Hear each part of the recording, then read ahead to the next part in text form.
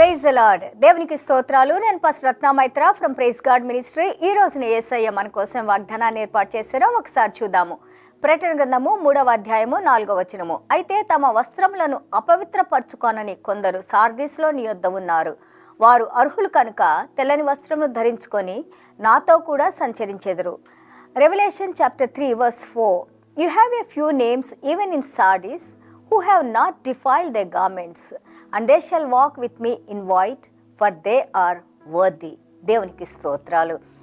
మనము 7 సంఘాల గురించి విన్నప్పుడు దేవాది దేవుడైన మన యేసయ్య తన అపోస్తలుడైన యోహాను గారికి దర్శనం ఇచ్చి అందులో వ్రాయించిన ప్రకటన గ్రంథం మనం చదువుతూ ఉంటుంటే దేవుడు ఎంత చక్కగా మనకి ఎన్నో తెలియని విషయాల్ని తెలియజేస్తూ విశ్వాసం ఉంచడానికి వాటి ప్రకారం మనం నడుచుకోవడానికి ఏ విధంగా దేవాది దేవుడు మనకి సహాయం చేస్తున్నారో చూడండి.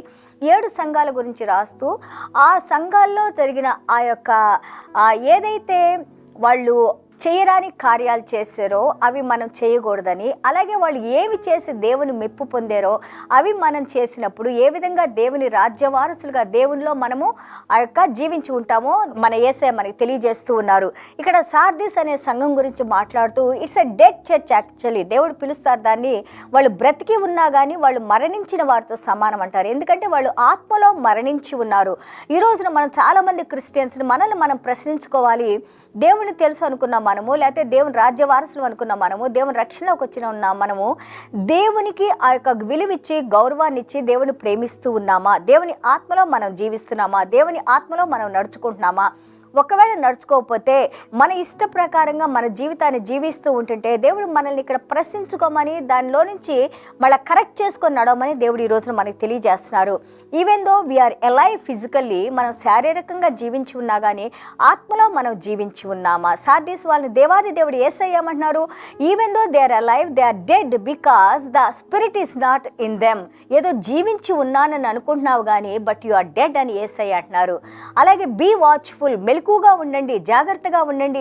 చూడండి, మనకి మత్తయి సువార్త 24:42 వచనం, అలాగే 24:44 వచనం, అలాగే మత్తయి సువార్త 25:13 వచనాన్ని మనం చూస్తూ ఉంటే దేవాది దేవుడు అంటున్నారు, ఏ సమయంలో ఏ గడియలో దేవాది దేవుడు వస్తారో తెలియదు కానీ మనల్ని మెలకుగా ఉండమంటున్నారు, జాగ్రత్తగా ఉండమంటున్నారు. ఈ యొక్క మనం వేచి ఉన్న సమయంలో, దేవుని కోసం వేచి ఉన్న సమయంలో సంఘ వధువుగా తన యొక్క పెండ్లి కుమారుని కోసం ఏ విధంగా మనం వేచి ఉన్నామో ఈ సమయంలో మనల్ని మనం శుభ్రపరచుకుంటూ దేవుని వాక్యంతో పరిశుద్ధాత్మ దేవుని యొక్క భయభక్తిలో మనం నడుస్తూ మనము ఆ నిత్య జీవులకు ప్రవేశించడానికి ఇక్కడే మనల్ని ప్రిపరేషన్లో దేవుడు తయారు చేస్తూ ఉన్నారు. అలాగే మనం చూస్తూ ఉంటుంటే ఎందులో అయితే మనం పడిపోతా ఉన్నామో దేవుని పాదాల దగ్గరికి వచ్చి మనం వేడుకుందాం. ఆయన శక్తిని మని ఆయనలో జీవించడానికి కావాల్సిన కృపను అనుగ్రహించమని మనం వేడుకుందాము. ఎందుకంటే దేవాది దేవుడు అంటున్నారు, మీ పనులు దేవుని ముందు అవి పర్ఫెక్ట్గా లేవు, చేసిన పనులు ఏది దేవునికి ఇష్టంగా లేదు అని అంటున్నారు ఈ సంఘం గురించి. ఈ రోజున మనం చేస్తున్న పనులు దేవాది దేవుడు ఎందుకు మనల్ని ఎన్నుకున్నారు? ఎఫెసీయుల పత్రికలో మనం చూస్తే 2వ అధ్యాయం 8-10 వరకు చూస్తే జగత్పునాది వేయక ముందే దేవుడు మనల్ని పేరు పెట్టి పిలుచుకొని ఆ యొక్క విశ్వాసంలోకి దేవుడు మనల్ని నడిపించి దేవుని యొక్క రక్షణలోకి రావడానికి, దేవుని యొక్క రక్షణ పొందడానికి దేవుడు మన కృపను అనుగ్రహించారు. అవి మన మంచి పనులు కాదు కానీ దేవుడు ఉచితమైన కృపని మనం నేర్చుకున్నాము. ఈ కృప పొందిన తర్వాత 2:10 అంటారు, God has chosen you to do the good works. మంచి కార్యాలు, ఇతరులకు మేలు కలిగే కార్యాలు, చెడుని విడిచిపెట్టి మంచి వైపు నడవటానికి నేను మిమ్మల్ని ఎన్నుకొన్నాను అన్నారు. ఇక్కడ సార్దీస్ అనే సంఘంతో మాట్లాడుతున్నారు, మీరు చేసే పనులేమి దేవుని దృష్టిలో అవి మంచిగా లేవు అని అంటున్నారు. అవి మీరు చాలా చెడ్డ పనులు చేస్తున్నారు, వాటిని కరెక్ట్ చేసుకోకపోతే you will pay the price అని చెప్పేసి వార్నింగ్ ఇస్తున్నారు, హెచ్చరిస్తున్నారు. ఈ రోజున ఒకవేళ మనం ఎక్కడైనా కానీ మేబీ వీ డోంట్ నో, ఒకవేళ మనం దేవుడు తెలుసుకొని దేవుని ప్రేమించకుండా దేవుని విడిచిపెట్టి అలాగే దేవుడు చేయమన్న పనులేం మనం చేయకుండా ఉంటుంటే ఈరోజు మనల్ని మనం కరెక్ట్ చేసుకుంటానికి మనతో ఈ వాక్యంతో మాట్లాడుతూ ఉన్నారు. చూడండి, ఆదికాండం 17:1 చూస్తే దేవుడు అంటున్నారు అబ్రహాం గారితో, అబ్రహమా, I am the almighty God, you walk before me blameless, నిందారహితంగా నా ముందు నడువు అన్నారు. అలాగే నోవా గారిని దేవుడు కలిసినప్పుడు ఆదికాండం 6వ అధ్యాయంలో Noah is a blameless man అన్నారు, రైచియస్ మ్యాన్ అన్నారు. అలాగే దేవునికి భయపడి నడుస్తున్న వ్యక్తి అని అన్నారు. అలాగే మనం యోబు గ్రంథం 1వ అధ్యాయంలో చూస్తే యోబు ఎంతో ధనవంతుడు అన్నారు, నిందారహితుడు అన్నారు.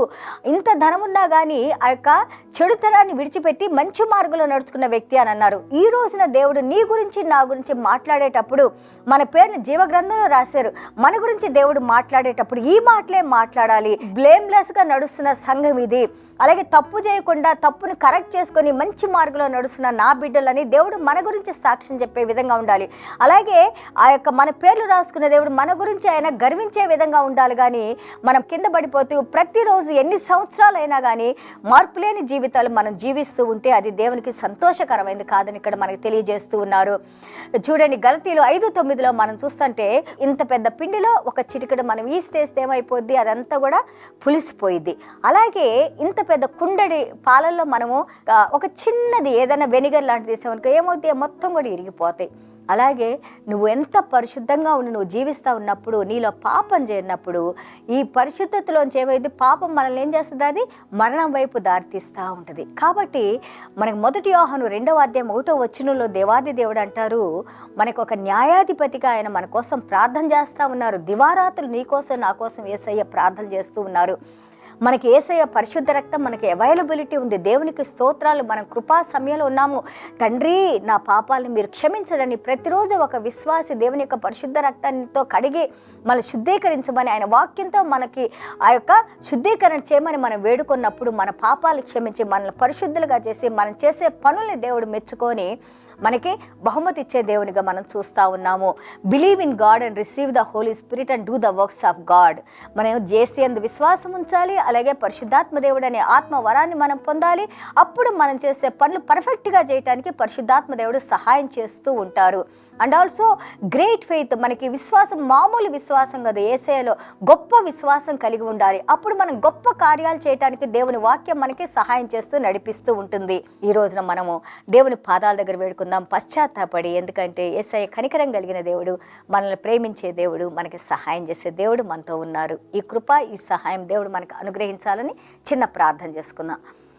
యేసయ్య, మీకు వందనాలు, స్తోత్రాలైనా. Thank you Lord Father God. Teachers Lord how to be watchful నాడ్. మెలకుగా ఉండి మేము ప్రార్థించిన ఆయన ప్రభా, మా పనులు పర్ఫెక్ట్గా ఉండిన ఆయన ప్రభా, మీరు ఆ 7 సంఘాలతో మాట్లాడిన ఆ యొక్క తండ్రి ప్రభా, యొక్క మెచ్చుకున్న మాటలు నాయన, అలాగే ఏవైతే చేయొద్దన్నారో అవి మేము చేయకుండా నాయన, అలాగే ఆ రివార్డ్స్ అన్ని 7 సంఘాలకి మీరు ఉంచిన ఆ బహుమతులు నాయన ప్రభా, ఇదిగో ప్రైజ్ గాడ్ మినిస్ట్రీగా నాయన, మీ రివార్డ్స్ పొందే సంఘంగా నాయన, మీ వాక్యానుసారంగా జీవించే సంఘం నాయన, ఎత్తబడే సంఘంలో ఉండే సంఘంగా నాయన ప్రభా, మమ్మల్ని మా కుటుంబాన్ని, అలాగే వాక్యాలు వింటున్న ప్రతి ఒక్క బిడ్డ ఏ దేశం నుంచి నాయన ప్రభా బిడ్డలు వాక్యాలు వింటున్నారో వారిని, వారి కుటుంబాలని నాయన, వారికి ఉన్న సమస్తాన్ని మీరు దీవించిన ఆయన, మా ప్రతి పాపాన్ని, శాపాన్ని, దోషాన్ని, దుర్నీతిని మీ పరిశుద్ధ రక్తంతో కడిగి వేసిన ఆయన ప్రభా, మాలో ఉన్న ప్రతి దోషాన్ని తీసివేసిన ఆయన, మీ ఆత్మను ఎల్లవేళలా మాతో ఉంచిన ఆయన ప్రభా, ఇదిగోనైనా మా గురించి నాయన మీరు తండ్రి సన్నిధానంలో తండ్రి చెప్పే విధంగా నాయన, గర్వించే విధంగా నాయన, మీ మనసుని ఇష్టపెట్టే సంఘంగా నాయన, ఇష్టపెట్టే బిడ్డలుగా మమ్మల్ని దీవించి నాయన, మీ పరలోక రాజ్యపు వారసులుగా నాయన ప్రభా, మీ దగ్గర నుంచి రివార్డ్ తీసుకునే బిడ్డలుగా నాయన, మంచి ఆరోగ్యాలతో, దీర్ఘాయుష్తో, శాంతి సమాధానాలతో దీవించి నడిపించమని యేసయ్య దివ్యమైన నామములో తండ్రి ఆశీర్వదించి ప్రార్థన చేస్తున్నాం తండ్రి. ఆమేన్. God bless you all.